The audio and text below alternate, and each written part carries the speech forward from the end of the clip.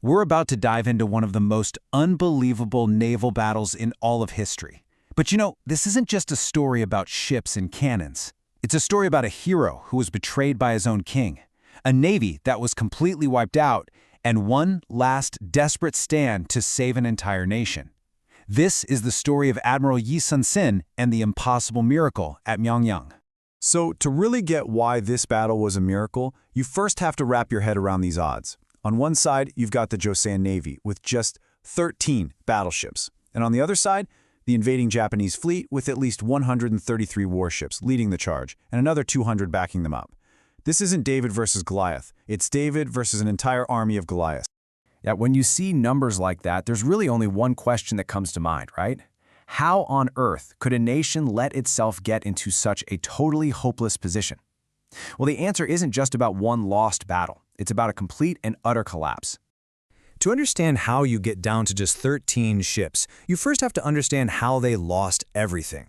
Because just a few months before this legendary battle, the Joseon Navy wasn't just small, it was, for all intents and purposes, gone. It all went down at the Battle of Chilcheoyeong. This was an absolute catastrophe. See, because of incompetent leadership that had taken over for Admiral Yi, the entire Joseon fleet, the very shield of the nation, sailed right into a trap.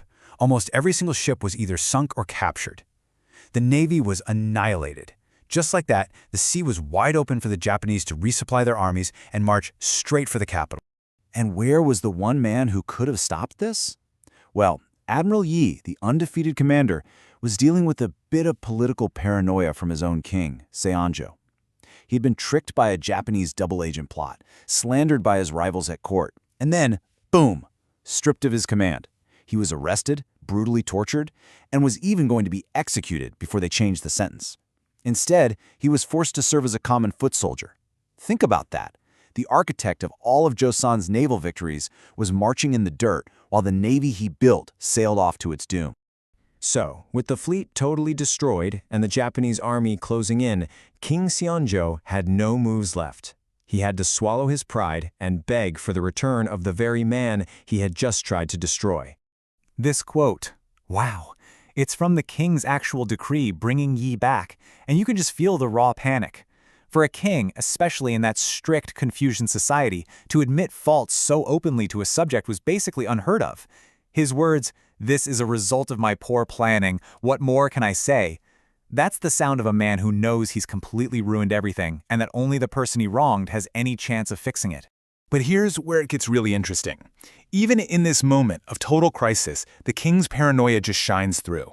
Before he was kicked out, Yi held a high court rank 2A. The new decree gave him back his title of Supreme Commander, sure, but his actual court rank? Knocked down to 3A. It was a calculated insult, a clear message from the king saying, "Go save my kingdom, but don't you dare forget that you are still on a very, very short leash." So there he is, Yi Sun-sin, demoted but back in charge, a supreme commander, with no fleet. He was facing a task that was, by any measure, completely impossible. Build a new navy out of thin air, all while the entire Japanese military was closing in. And get this, Yi didn't even wait for the official orders. The second he heard about the Navy's destruction, while he was still technically a common soldier, he started moving. He raced across the southern coast, finding terrified, scattered soldiers and rallying them. He was rebuilding the Navy's spirit with nothing but his own presence, before he even had a single ship. Then a little glimmer of hope. Commander Baseol shows up with just 12 battleships he had managed to save from the disaster. After all the scrambling and repairing, Yi managed to pull together a grand total of 13 warships. That's it, 13 ships crewed by men who were beaten and terrified against a victorious armada of over 300 enemy vessels. This tiny force was all that stood between the Japanese army and the heart of the kingdom. Yi was a genius, so he chose his battlefield very carefully. The Myeongnyang Strait. This was a narrow channel of waters so dangerous its name, Uldolmok, literally means the crying strait. The currents in there were unbelievably violent, reversing with the tides, strong enough to rip ships to pieces. For anyone else, it was a death trap, but for Yi, it was a weapon. His plan was just brilliant. First, he'd lure the enemy into the narrowest part of the strait. Second, he'd use the turning tide to isolate their lead ships, creating total chaos as they crashed into each other. Third, And this is my favorite part. He would lead from the absolute front. When his own captains were too scared to move, Yi sailed his single flagship straight into the enemy fleet, holding them off until his shamed captains finally got their nerve back and joined him. And fourth, annihilate the trapped and confused enemy with overwhelming cannon fire. And that last part was possible because of this incredible ship, the Myeongnyang. See, unlike the Japanese ships, which were all about getting close and boarding, the Myeongnyang was basically a floating fortress. Its flat bottom made it a super stable platform for cannons, and its high walls made it almost impossible to board. It was designed to just stand back and completely obliterate the enemy from a distance.